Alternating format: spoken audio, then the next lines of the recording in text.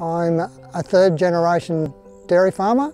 I've been farming for 43 years. Originally I focused on profit.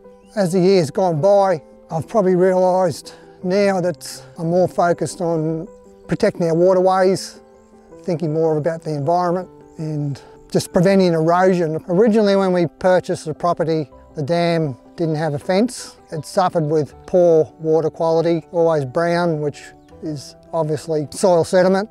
We thought that maybe the best way would be we fence the dam off and planted out the trees. We have planted approximately 5,000 to 6,000 trees.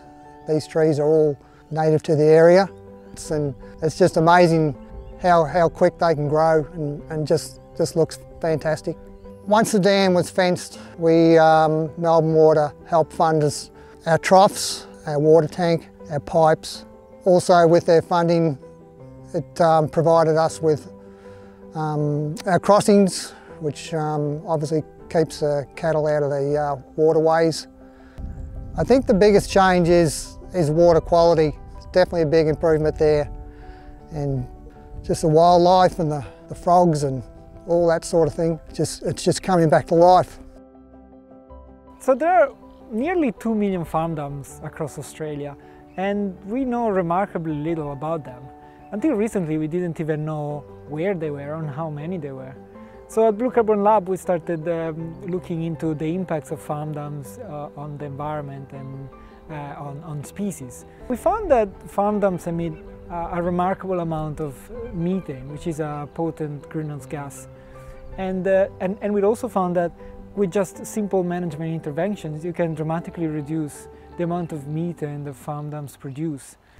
At Blue Carbon Lab, we now are focusing on farm dams because we think that farm dams are a key piece into our portfolio of climate change actions.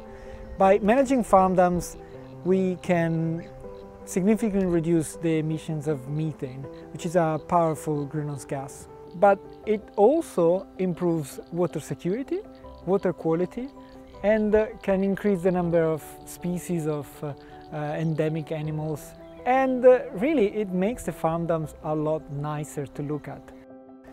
So we are now working with the clean energy regulators in Australia to try to integrate managing farm dams into their scheme to then allow farmers to gain carbon credits from managing farm dams. So we very much see ourselves as being the custodians of this property, and we very much want to leave it in better condition than what we found it. So the dam behind me was here when we came 7 years ago, but we've continued to do more planting right around the dam to improve water filtration and also to attract birds and animals into the area. The first area we planted was a paddock that was particularly wet and that we didn't really use for grazing cattle. So that was planted mainly with trees to absorb that water and to slow down the flow into the lake. So as well as doing revegetation for the sake of the cattle and for animals and birds, it is really great for improving the amenity of the farm and for us spending time here. You can really see the benefit of keeping cattle out, having fences around your dam, keeping cattle out and enabling it to become a much more natural area. Healthy vegetation is vital because plants can filter the water and remove nutrients, including, well, especially nitrogen and phosphorus. And this means that the water quality in a farm dam is going to get much better. So there is now evidence showing that maintaining good water quality in your farm dam can substantially improve the health of your livestock. The day you fence that dam off is the day that the dam starts to recover.